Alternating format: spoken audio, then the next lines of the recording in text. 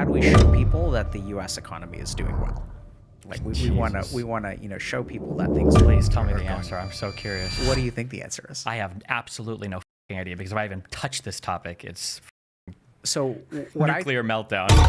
It took me a little while, but I tried to explain to them that you guys are spending energy in the wrong area. Don't tell people that things are doing well.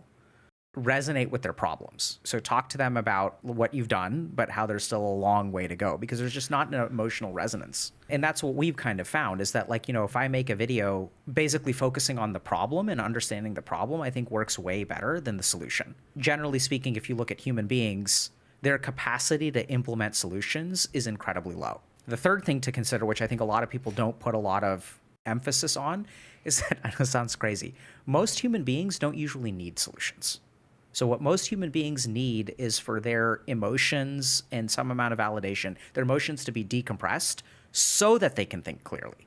So if you look at like a lot of what we see in psychotherapy or in coaching, I work with so many coaches who are like, my client is struggling with this, is struggling with this, is struggling with this. Like, I don't know how to solve their problems. I don't know how to solve their problems. And then, generally speaking, what we sort of counsel for is like, there's certain evidence-based techniques that we use, but generally speaking, what happens if you stick with it long enough, all boats will start rising together. I would imagine people who are listening to this can resonate with this, where the biggest problem with most people's lives is that they're in their own way. Like, you can't get out of your own way. Like, you can study hard, you can work hard, you can be more patient. The only problem is that for whatever reason, you're getting in your own way. You can't bring your best self forward. So oftentimes, one of the biggest things that I've learned is that, like, just explaining problems to people, helping them feel sort of somewhat validated, but I don't think it's just validation for the sake of validation. Like, I don't think that's enough. I think you really need to help people understand why they work the way that they do.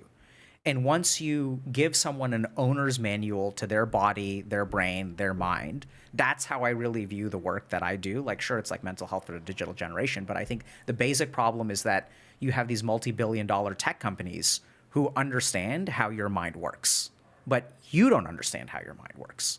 So there is a fundamental like difference in the quality of like weaponry on each side. One side is playing with straws and little wads of spit, and the other side is playing with like nuclear weapons. Mm-hmm. And all we really need to do is equip people with the knowledge of how they work. Where do your desires come from? Why is it that you can't focus? What does TikTok do to your focus? What goes on when you watch a bunch of ADHD TikToks? How does that affect you? And the more that we equip people with an understanding of how they work, generally speaking, we see good outcomes. I just had a conversation with former governor of Maryland, Martin O'Malley, and it was really funny from a political perspective. What you just said was a message basically that he gave me like a week ago, and I'm going to try to reframe all of my stuff into that. And it's actually basically identical to what you said, but in a different way.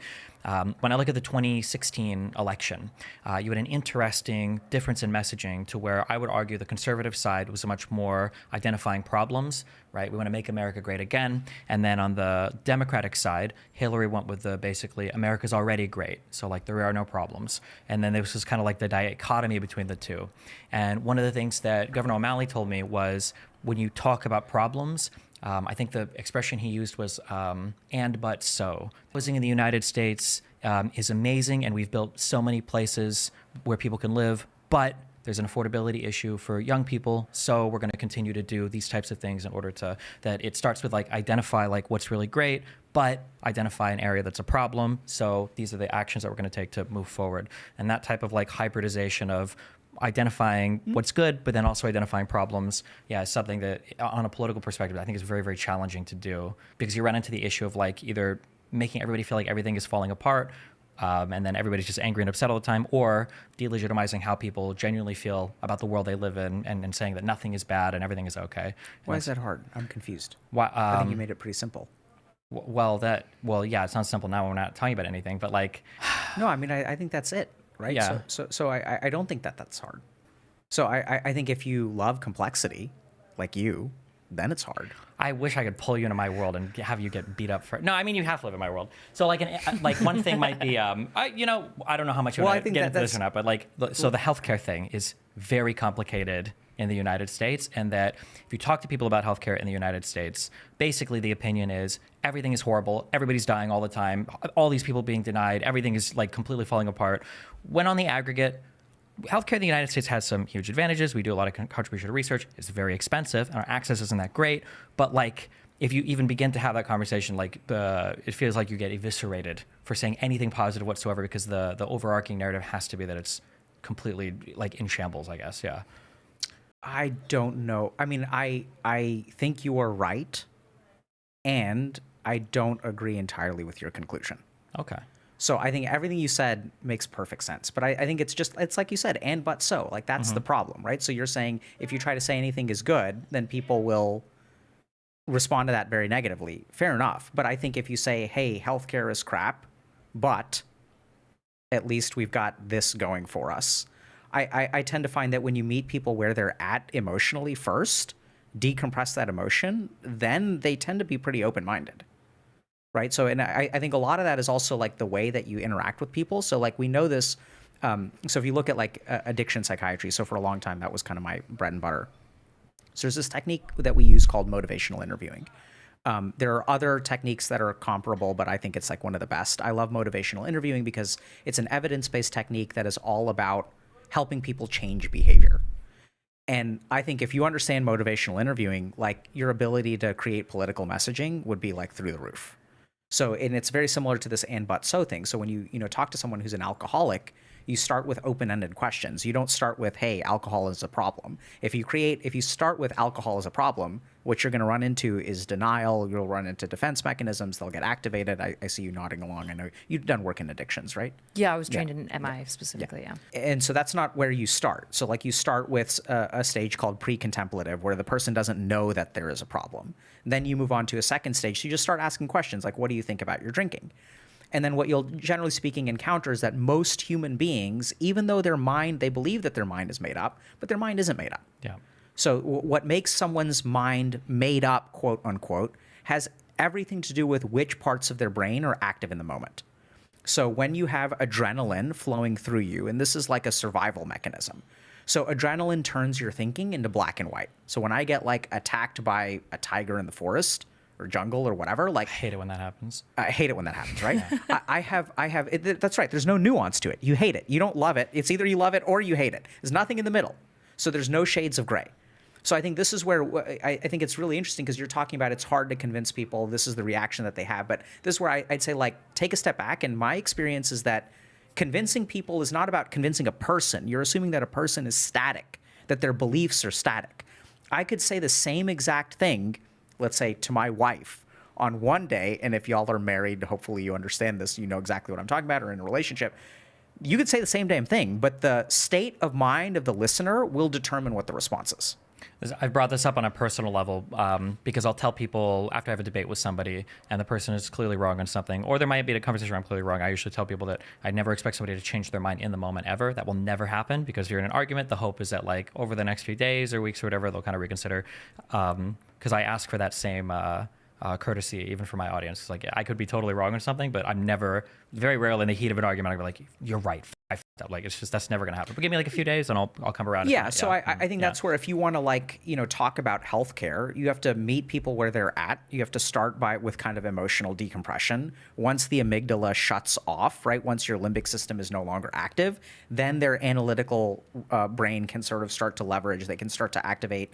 Then they can be a little bit more open-minded. I often find that, when you're in an argument, they're going to be empathically like matching your energy. So, when I was in residency and working in the emergency room, we had a big problem with something called K2. So K2 is like synthetic marijuana, really messes people up. Like they get like psychotic and aggressive and things like that. And so one of the really fascinating things, there's this idea that when someone is really angry, the right thing to do is to like try to be calm. But one of my brilliant teachers like taught me that, no, like you should go in there and you should get angry at them. So if like a patient starts yelling at you, like you should yell back. So you match their energy, and then you consciously start toning down your energy. So I walk into the emergency room and the patient's like, "F you, like I don't want to be here." And I'm like, "Hey man, f you, I'm just trying to help. I just work here. Like it's not my fault. I didn't fucking bring you here." And then you like Then I visibly take a deep breath. I'm like, look, dude, my bad. Like, I know you don't want to be here. Like, I know it's not your fault. I know you want to leave. Like, my bad. So you actually match their energy first, and then you ratchet your energy down. It is amazing how consistently that works. Their energy will come down with you. And so I think these kinds of basic like things about, how to like understand who you're talking to. So once you like match their energy and you start bringing things down, then they can enter a more open-minded space. And I think we've talked about this before, where like I'm amazed by like how open-minded people can be. I've worked with people who are homophobic, who are very religious, very anti-religion, believe in one thing, believe in another thing, like whatever. And I'm amazed. Like I have a lot of actually faith in humanity that when you can get a human being like kind of calm and thinking, like how flexible they really can be, how willing to change they can be. I go through this a lot of in terms of thinking like, God, people are stupid, to man, people are pretty smart, to people are stupid, to people. And I'm on the people I think are generally actually really smart, but our brain gets shut off. You're using, amygdala and the brain parts, but I'm thinking more like politics or social issues will just shut off parts of people's brains to where it's inhibiting your ability to think about it. But I'll argue with someone and I'll be like, God, this person was so wrong about, or they're so stupid about like vaccines. But then I'm thinking in the argument, and this person is like rattling off like numbers and quotations from figures online. And it's like, this is not a stupid person. If they just had like, in my mind, I would say different information would be better. But yeah. Right. So I think that's a great way to approach it, right? So I think this is what's really confusing. So I remember when Donald Trump won the election in 2016, I was in residency at the time, and I trained at Harvard, which is like hyper liberal institution, right? So many people in the residency were really, really upset, and they had a lot of trouble like understanding how people could vote for Donald Trump. Now, I grew up in Texas, so I have a much better insight into like why people would vote for Donald Trump, and I tried to kind of share that perspective. I'm not saying I agree or disagree or whatever, but just sort of representing what I had heard from people that I know. And their capacity to listen just wasn't there. So I think when you're kind of talking about, humans are stupid, humans are smart, humans are stupid, humans are smart, I think there are a couple lessons that I've learned. The first is that's exactly what I'm talking about. It's not that humans are stupid and humans are smart. It's which parts of the brain are active at a given time. The second thing is that if you think someone has a belief that you think is incredibly stupid, that means that, I don't know how to say this, that means that there has to be something. So if you can't see why someone is doing something, or let me think about a better example. Okay, so let's say like I'll use a clinical example. So one time I had a patient who was addicted to heroin. A very addictive drug? And the person was like, they were doing really well in life. They were like, before the heroin, were married, or still were married at that point, had kids, had 2 teenage children, very successful professionally. And so like I was really confused about like, why does this person continue to use heroin? It's wrecking your job, it's wrecking your marriage, it's like destroying your relationship with your children, it's messing up your health. And so like I don't understand like why you don't stop, right? So the more negatives that I see, what that means is that, and I don't see the positives, but if you see a ton of negatives, then there has to be something even stronger on the positive side for that person to engage in their behavior. Yeah. Right? So when I talk about this, I always try to stress to people that like nobody is ever crazy, or even if somebody is crazy and they seem like they're being irrational, the behavior is never random. There's usually a really good reason. Even for like maladaptive behaviors are not random behaviors. They're absolutely. maladaptive because they were adaptive to something and they probably work. And it is so funny because people will have like, this guy's such a piece of shit. It's like, well, why? Because every time we get into an argument, he starts screaming and he does this and it's like, okay, what happens afterwards? Like, well, I just fucking walk out or whatever he wants. Like, fuck it. Like, I don't care anymore. And it's like, sounds to me like he's doing exactly what he should be doing then because he's getting what he wants every single time. So it's not actually random at all. It's not crazy at all. It seems like it's working perfectly. So I understand. Yeah. Yeah. So I think that's where like when anytime we're talking about, people who believe really stupid things, there's a lot of emotional charge. And I think that if you think someone believes something incredibly stupid, you need to try extra hard to understand what that is. Mm-hmm. And what I tend to find also, because human beings are like empathic, is that the harder I try to understand their point, the harder they will try to understand mine. Because generally speaking, we'll mirror, right? If I like walk up to you and I smack you across the face, you will respond to that with like anger and maybe violence or whatever. And if someone says, I don't know if you'll ever see this, but like, if you're at the airport and like the person who's checking you in for your flight is like, have a nice flight. And you're like, you too, even though they're not going anywhere. Right. So we'll say these kinds of things all the time. So I think that like really understanding that if someone really understanding how to meet people kind of where they're at emotionally, really doing your best to try to understand where they're coming from, why they believe the things that they do is a really, really great way to like decompress them, increase your own understanding, and even get your point across. Say you're dealing with punditry and an aggregate of society, right? So you're talking about politicians talking to constituents, you're talking to a pundit with an audience, this level of like meeting each other at the same level and then bringing it back down. Do you feel like that works at an aggregate level, or does the individual generalize well? No, yeah. So I think it absolutely works at an aggregate level, which is why pundits are pundits. So what makes someone a pundit? The fact that they are able to meet a group of people emotionally where they're at. And if you look at what a pundit will do, right? So you can analyze any pundit. They will speak to a problem that people can resonate with, and then they will decompress that emotion and they will present them with solutions. So like, I think that's exactly how it works. It absolutely works at an aggregate level. And if you all want to see this, you can check out our YouTube channel, because we will talk about things like depression, anhedonia, dysthymia, borderline personality disorder. And generally speaking, what we found is that, connecting with people where they're at and then leading them somewhere, you have to connect in order to lead. So I think it absolutely works. And I think some people are very, very good at it. And that's how they become pundits, because they're very good at resonating. You mentioned Andrew Tate, and I think it's funny that you mentioned him in the past tense, because it's not going to be that way for long. What does that mean? You think he's coming back? Oh, For yeah. sure. I don't think so. So We'll see. So I think that, some people are able to speak to others in a way that really connects with them emotionally, and then they lead them in a particular direction. So I think it absolutely works.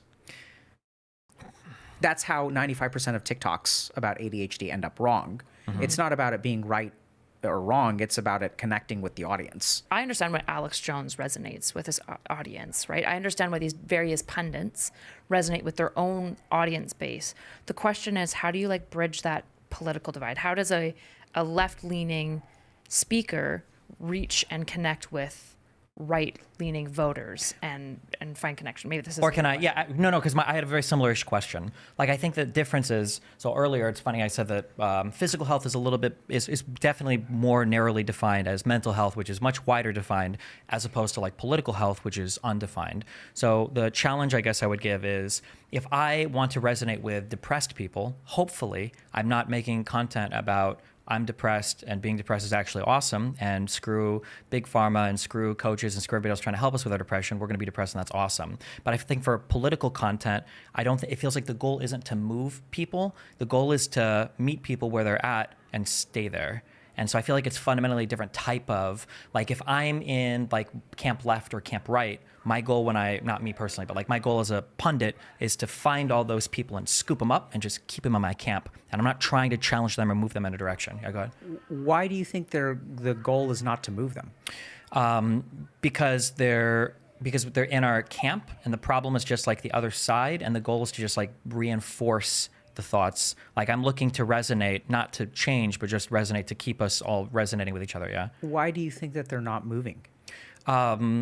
I think that they are moving, but I don't think they're moving in challenging directions. I think they're moving in ways that are like satisfying on a more like I don't want to say hedonistic level, but like on a more like Okay, like if I'm going to, my idea would be, if I'm going to a coach, I'm going here to be challenged. It's not always going to be like, oh, we're chatting and having fun, and you're just like telling me everything's cool and great, and then I leave and I just feel awesome. Like, at some point, I imagine there's going to be some type of like confrontational, like, this is a thing I need to work on. Or think, yeah, go ahead. I think that says a lot more about you. Sure, maybe. Right. So like, spoken from someone who engages in political argument on the internet as your job. Sure. Right. So you're looking for challenge, but I don't think that.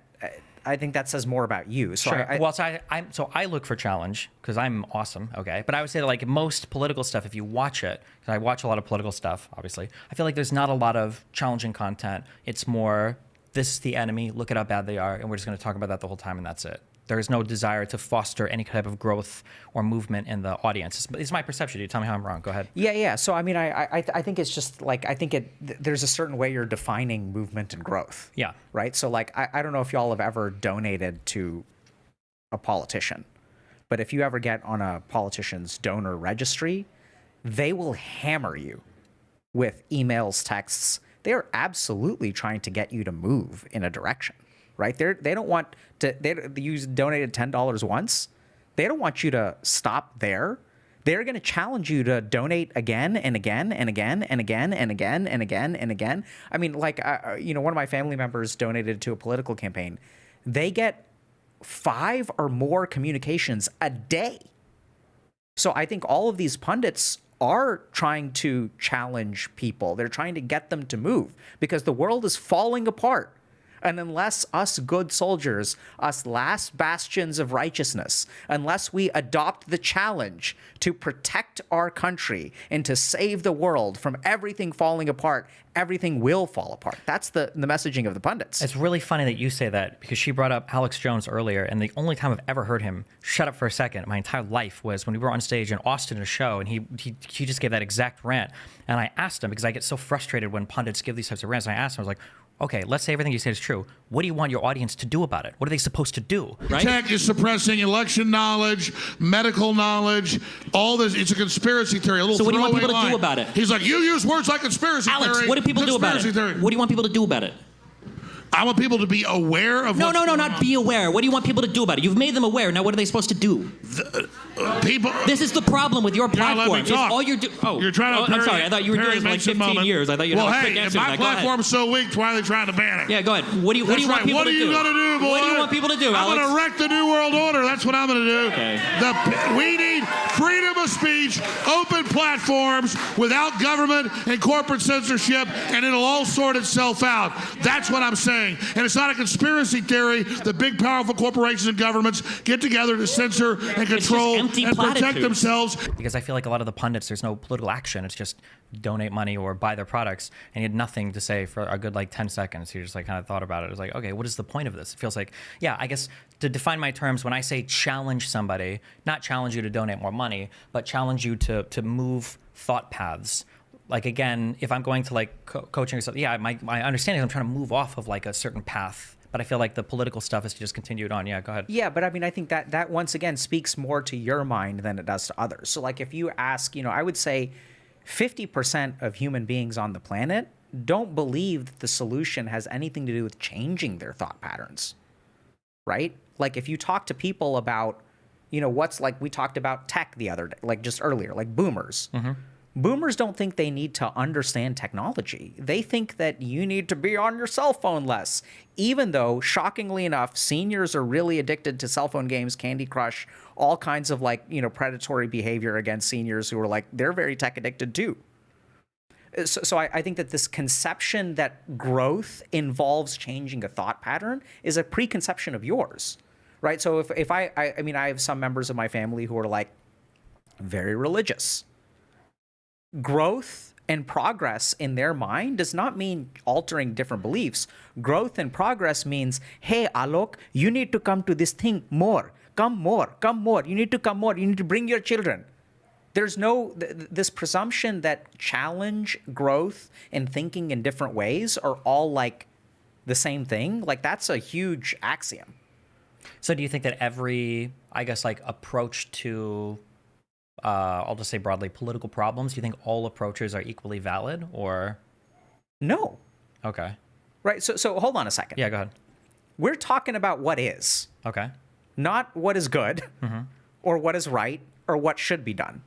But my main point is that I don't think a lot of people, the world doesn't, revolve around people challenging their thought process. It's kind of like what you alluded to. Sure. I do think pundits move people. Right. So when you say move, how are you defining that? What does that mean to you? Engender some kind of activity. Okay. Yeah. Maybe. I think I'd be using that word way differently. Yeah. When I'm saying move, I mean change an opinion or change an idea about something. No. Sure. Okay. But I think that they do. Pundits do try to change people's opinions. Absolutely. I think right? they changed them individually, but not like categorically. So like the way that yeah. I would say is that like if I'm looking at like a right-wing ecosphere or a left-wing ecosphere, if I step into that ecosphere, nobody is going to say anything that makes me uncomfortable or makes me re-examine some fundamental belief or idea. We're all kind of like moving together in the same direction, and we're kind of like reinforcing. Yeah. But I mean that's true. But they're still moving. Okay. Right. And that's where like I think it's really interesting. Like I don't think that movement is, across one spectrum. Versus okay, that's how I was right. So, I mean, if you look at the things like, flat earthers or climate change or vaccines or COVID or whatever, like people are getting moved all the time. Right. So like when there are people who are like, moving people on the political spectrum, I think what they're doing is or like when you have these pundits, right, who are talking about stuff like, I mean, the number of women I've worked with whose boyfriends and or fiancés and or husbands go down the red pill rabbit hole, there's a lot of change happening. There's a lot of movement happening. There's a lot of, you not doing my dishes means that you're emasculating me as a man. There's all kinds of change happening. People are getting moved all the time. But I think you're not, I understand we have like potentially a definition problem semantics here, thing, okay, so let me ask a question actually, because I give this as an example, and you can talk me through this. That I feel like there's an interesting thing that happens. I'm using these phrases like challenging or confrontational, and in my mind, what I envision this as is somebody says something that does not immediately resonate with me, but I feel like it should. This conversation for me is challenging. A lot of our conversations are, because you have a much different perspective, and I actually don't, like emotionally, I don't like your perspective. I would rather argue in mine and then be there. So I have to challenge myself to like, okay, hold on. Maybe my whole thought process here needs some adjustment. So then I try to adopt your perspective. But that's like a thing I have to like really go through, because my intuition is to just fight on everything and keep you in my way, Yeah. Well, no, I don't have to. But so one thing I would talk to people is sometimes people can challenge you in a way that is like very challenging versus challenge you in a way that's kind of like, I call it fake bullshit, but you're going to say that's maybe too loaded or something. And a comparison I'll say is like for Red Pill World, somebody will say something like, I'm gonna tear you down and build you back up, okay? But the tear down process is a form of, all of it is enjoyable, right? So if I open a podcast and they're like, you're a weak piece of shit and you have to take more responsibility for your life and you need to do all these things and this is how you're going to conquer the world and blah, blah, blah. It comes across like, man, this guy's being really mean, but you're going to be better off at the end for it. But in reality, the person is actually enjoying it. They're loving the whole process, as opposed to a conversation where somebody might say, okay, we need to improve where you're at in the world. You haven't talked to your mom and dad in 5 years. You need to call them and do this. These relationships are failing. Where it's like, you'll come away from one conversation, the first one be like, yeah, this is awesome, let's go. But the second conversation you come away from, you're like, whew, okay, geez, I got to work on stuff. And I feel like these are always presented the same, but I'm curious, do you see this differently at all? And then I'm tying this back into like what a challenge is, I guess, when I think about conversation. Absolutely. Okay, yeah. So these are like night and day. So you see those different, right? Yes. Don't worry. We'll step into your world. Okay. So I completely agree. So there's a couple of like, so I think this is where sophistication of language and understanding how the mind works becomes really important. So there's a term in psychiatry called ego-syntonic and ego-dystonic. I don't know if you're, Kyla, feel free to jump in. So, I think with one thing, so when someone has a low self-esteem, right? So if we look at like red pill appeals to people who are basically betas. The people who are true alphas or sigmas, like don't engage in red pill content. And I know that that's a very contentious statement, but generally speaking, what I found is that the majority of people that I know in my life and the patients that I've worked with, the clients that I've worked with, the friends that I have, who would fit the criteria of alpha, consume or are not familiar with red pill content very much at all. So I think what you're describing about, I'm going to tear you down and build you back up is something that I would say is very ego-syntonic. So that means that it aligns with this person's perception of themselves. So if I think I'm a piece of shit, and someone else comes to me and says, you are a piece of shit, I'm going to make you better. That fits with my understanding of the world. So you're absolutely right that this does not cause a challenge of my belief system. It actually resonates with my belief system, which is why it is so effective, right? So when I come to you and you say, hey, my tire is flat, and I say, no, it isn't, That's really hard.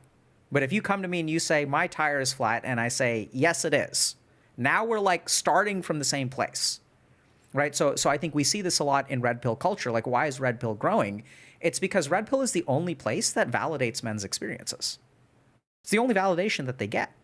The rest of everything else, if you go and you complain about anything as a man today, especially you, I at least have some slack because I'm a minority.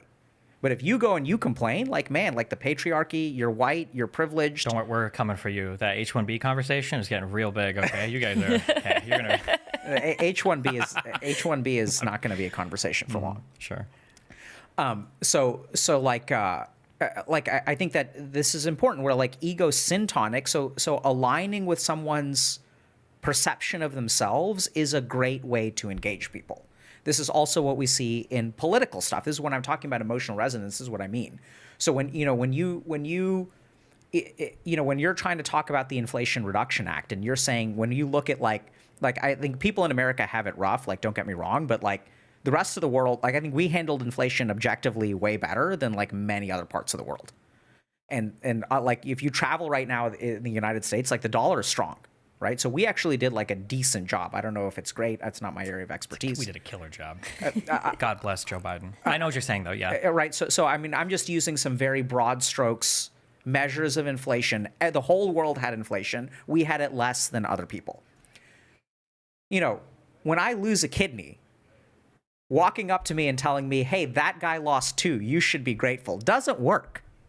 Right. So this is the problem, is that even though we're doing better, it doesn't emotionally resonate with people. It's not syntonic with their experience.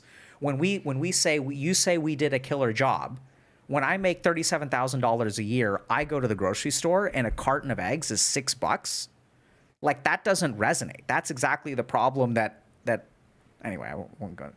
So that makes sense. This right? ties into the dystonia. Like, if as soon as you say something that is dystonic, now the person's fight or flight, not necessarily fight or flight, but now we've activated the other part of the brain, and now any fact that comes after that's not going to matter because you've already given an experience that doesn't align with their perception of themselves or the world or whatever. Yeah, so I think that's a bit of a simplification, but Sure. like a great example of like ego-syntonic versus ego-syntonic is obsessive compulsive disorder versus obsessive compulsive personality disorder. Yeah. When everyone says, oh my God, I'm so OCD because they need their things arranged, that's not OCD, that's obsessive compulsive personality disorder. People with OCPD require a rigid amount of organization, which they think is right. They don't think anything's wrong with it. Sure. People with true OCD understand that a lot of their thoughts are really, really messed up. So they have intrusive thoughts of things that are highly disturbing. Images of hurting their kids, hurting their parents. I've had patients who will have images of sexually assaulting people in their family. This is what it feels wrong to you. So OCD is usually ego-dystonic. The person thinks that this is not right. Ego-syntonic is that the person thinks that this is right. I have a friend who had OCPD, and we dated for a long time, and she said that was always a really big challenge, is that for OCPD, there were things around like all the scheduling breakdowns and all the stuff where like we would talk a lot about it, and she's like, it's hard because it doesn't feel like I'm really doing anything wrong. Like there might be issues around perfectionism, right. But like internally it actually feels good. But yeah, that's right. a really challenging. Yeah, geez. Yeah. So I think when it comes to some of these like political discussions, or when we're talking about I'm going to tear you down and build you back up, that's very, very ego-syntonic, right? So you're a piece of shit. I feel like a piece of shit. I'm an incel. I can't get a date. So I want to be torn down. Like, what do I want? I don't want to be this person anymore. I'm tired of being this person. Tear this person down and build me up into something. So it's very ego-syntonic. It's meeting people where they're at. It validates like the self-loathing that they're experiencing. Absolutely. Is it similar then to like fundamental religion? Like a lot of fundamentalist religion, which is like what I grew up in, mostly spends a lot of time tearing you down all the time. Mm-hmm. Is the people that are drawn to that then typically also going to be more self-loathing? So I don't know is the short answer. Like, so like, cause I just haven't looked at the data on that, but I think that one of two things will happen. One is that there are absolutely people who resonate with that. But then also oftentimes in fundamentalist religion, there is a causative effect. Yeah. It's right. So when you grow up in a fundamentalist religion, you will be potentially even traumatized. I've worked with people who've been in like cults and stuff like that. Right. So then they create that self-loathing, which then becomes ego-syntonic. Do you think that the red pill does anything to kind of build similarly? Like not only are they resonating with young men who are feeling like lost and they feel like losers, right? And this is validating that. Is the red pill also doing something in that? It's like validating that and growing it in the way that like fundamentalism might like kind of reinforce to you over and over, like, no, you are trash. Well, so I think it's doing both. So remember that red pill is not homogenous, right? So I think that I've been watching like the red pill community for like 20 years. And, back when I was like a freshman in college, I struggled with dating a lot. So like I had friends who were super into the pickup artist scene, which I think was like the original form of red pill. PUA stuff, yeah. Yeah. And then then it turned into red pill. And now like red pill is actually like pretty positive. Like there are a lot of red pill spaces that are incredibly positive. So the most advocacy that I've seen for men to go into therapy is actually in red pill spaces. So if you go to other like more liberal spaces on the internet, it's like men are unsalvageable. They're trash. They're to be blamed for the patriarchy. Whereas like, if you go to some red pill spaces and someone's like, I just got dumped by a girl. I asked her out twice. She didn't go. And people will be like, get your ass to the gym, like go to therapy, like go take care, like build something of yourself, right? So they'll actually offer a lot of like positive direction. Why doesn't the liberal trash talking of men resonate in the way that the red pill trash talking of men does? Like why when liberals say men are suck, patriarchy, that seems to be very aversive to young men. But then when Andrew Tate says, you're a loser, you're weak, that does resonate with him. Is it just because it's, yeah, I guess I'll just leave that question as it is. So it's a brilliant question. I've never really thought about it before, but the first thing that comes to mind is that, so I think a big problem with sort of the way that like a lot of men are treated is that we're held responsible for something that was not ours to create. Like the patriarchy is a great example. Like you can talk about the patriarchy, we tend to be blamed for things that we didn't do. So there's a big difference between me as a man am blamed for sexual assault in the world. Like that is a completely unactionable claim to lay at my feet, right? Maybe I'm responsible for it, but I don't think I am. So that there's a lot of like, so that energy of blaming men doesn't come from like a masculine place, right? Oftentimes it comes from a feminine place. So I'm not saying it's right or wrong. It's just like it's coming from a very different place. Whereas the other thing is that it's not clear what the action is. Whereas like oftentimes, so men are raised to be like very independent, right? Like, so one of the reasons we have a male mental health crisis is because we're really the one class of people who society doesn't care to help.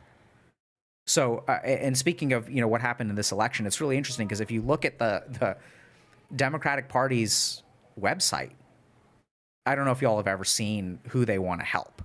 So they'll list like 12 or 13 groups of people, rural people, LGBTQ people, people of different ethnicities. And then at the very end, they say women, but there's no men.